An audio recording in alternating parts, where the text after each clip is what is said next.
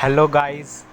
आज हम class 10th physics का चैप्टर नंबर 1 इलेक्ट्रिसिटी के इम्पोर्टेंट नोट्स डिस्कस करेंगे। So let's start. सबसे पहली चीज़ है इलेक्ट्रिसिटी होता क्या है।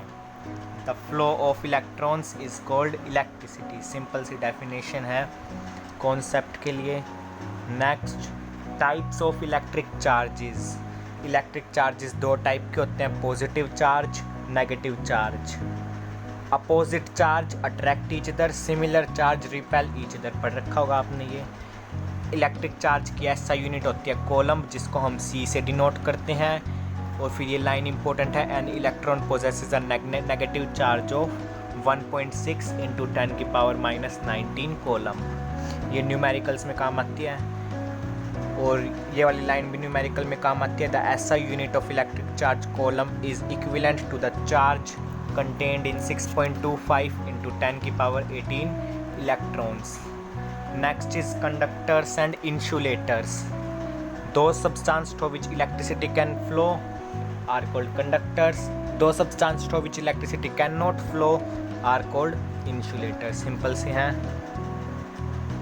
ना। And definition is electric potential. Electric potential क्या होता है? The electric potential at a point in an electric field is defined as the, ये है definition, work done in moving unit positive charge from infinity to that point. Electric potential वैसे important नहीं है। Next है potential difference.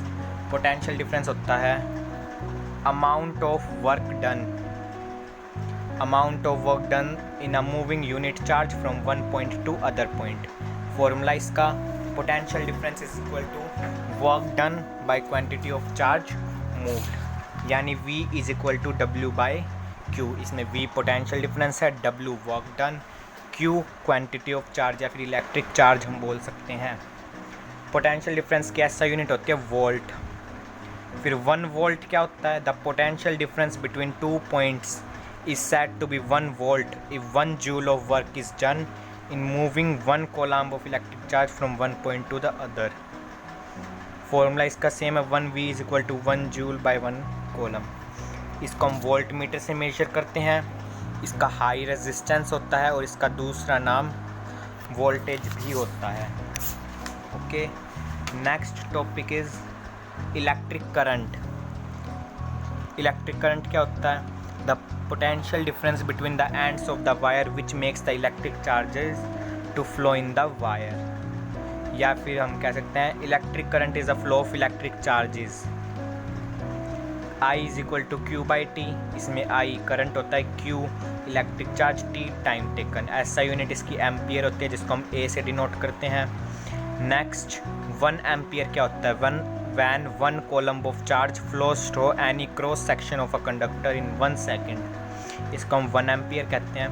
Formula इसका same है, 1 ampere is equal to 1 coulomb by 1 second. Current को हम एम मीटर से major करते हैं। एम मीटर का लो रेजिस्टेंस होता है। ये इंपॉर्टेंट चीज़ें हैं। नेक्स्ट है electric circuits.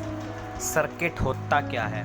A continuous conducting path consisting of wires and other resistance and a switch between the two terminals of a cell or a battery along with an electric current flows is called a circuit।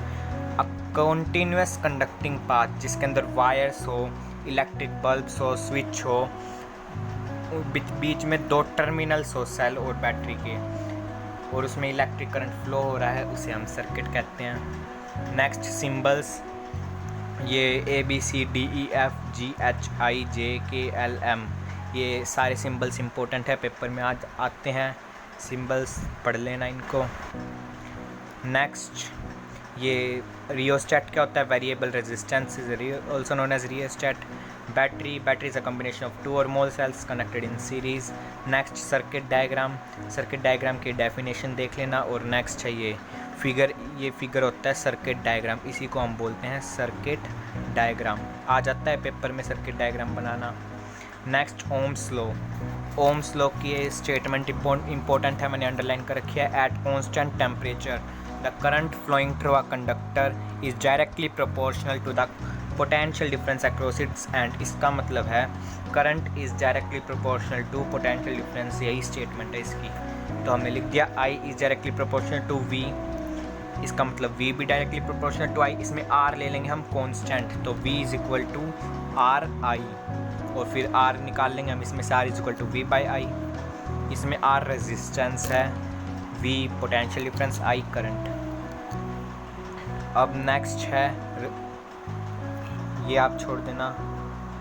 Next है, if the potential difference across the ends of a conductor is doubled, difference across the ends of a conductor is doubled, the current flowing through its also get doubled. अगर potential difference double होगा तो current भी double होगा, अगर potential difference half होगा तो current भी half होगा।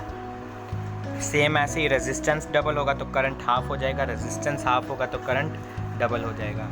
नेक्स्ट है रेजिस्टेंस क्या होता है, the property of a conductor due to which it opposes the flow of current. वो प्रॉपर्टी जो करंट को अपोजिट कर देते हैं उसको रेजिस्टेंस बोलते हैं। R is equal to V by I formula होता है, ये इसका एसआई यूनिट होती है इसकी ओम, और ये 4 फैक्टर पर डिपेंड होता है, length, thickness, nature of metal and temperature, ये हम आगे पढ़ेंगे।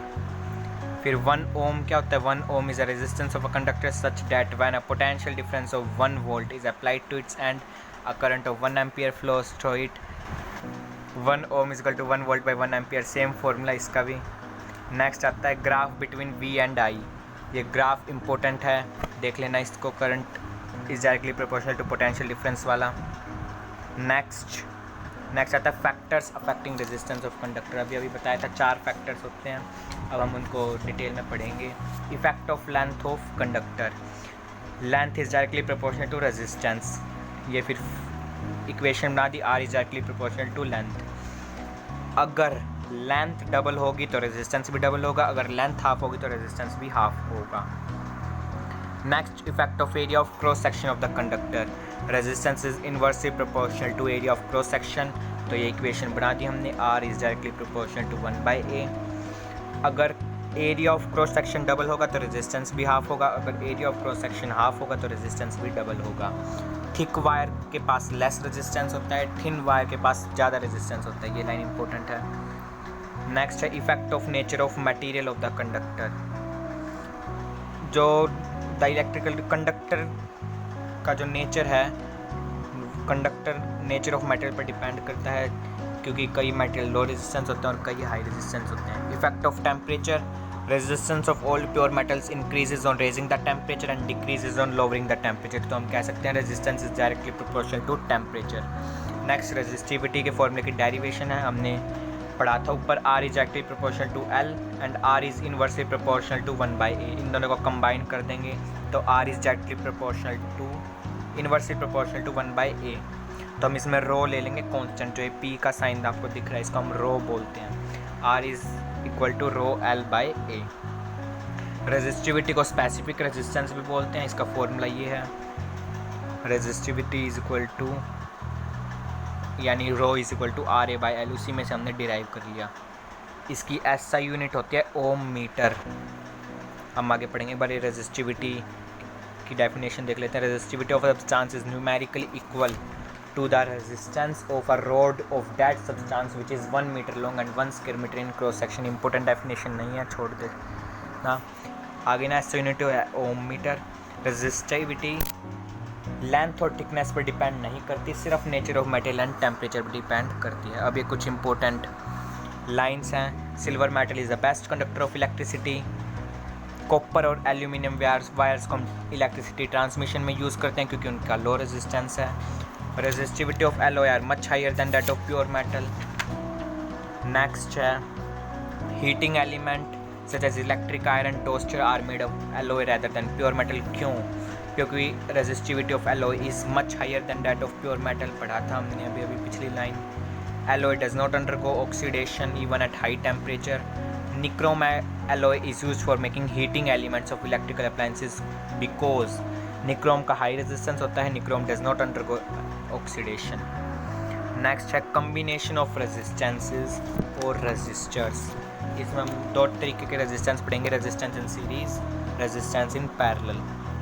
when two or more resistances are connected end to end, then series. When two or more resistance are connected between the same 2 points, then parallel. Resistance in series. The combined resistance of any number of resistance connected in series is equal to sum of individual resistance. इसमें आप ये figure 25 देख सकते हैं, इससे हम इसकी derivation करेंगे. V is equal to V1 plus V2. Ohm's law से हमको पता है V is equal to IR, तो हम ये रखते हैं V is equal to IR रख दिया. फिर V1 is equal to IR1, V2 is equal to IR2. फिर इन सबको हम कंबाइन करेंगे तो IR is equal to IR1 plus IR2. इसमें से I हम कॉमन लेके काट देंगे तो R is equal to R1 plus R2 बच जाएगा. Next resistance in parallel. ये लाइन देख लेना और इसका फॉर्मूला पे देखते हैं. ये फिगर है, इसमें हम करंट ले लेंगे I is equal to I1 plus I2. अब हमको पता है I is equal to V by R, तो ऐसे ही I1 is equal to V by R1, I2 is equal to V by R2. So हम इनको कंबाइन करेंगे तो V by R is equal to V by R1 plus V by R2. इसमें हम V common लेकर काट देंगे तो हमारे पास बच जाएगा 1 by R is equal to 1 by R1 plus 1 by R2. Next, disadvantages of series circuit. In series circuit, if one electrical appliance stops working due to some defect, then all appliances will stop working. Series circuit में एक ही switch होता है सभी appliance का, तो वे selectively turn on और of नहीं किए जा सकते. सीरीज सर्किट में सभी अप्लायंस को सेम वोल्टेज नहीं मिलती. सीरीज कनेक्शन में ओवरऑल रेजिस्टेंस इंक्रीज होता है जबकि पावर सप्लाई लो होती है. तो नेक्स्ट है एडवांटेजेस ऑफ पैरेलल सर्किट्स.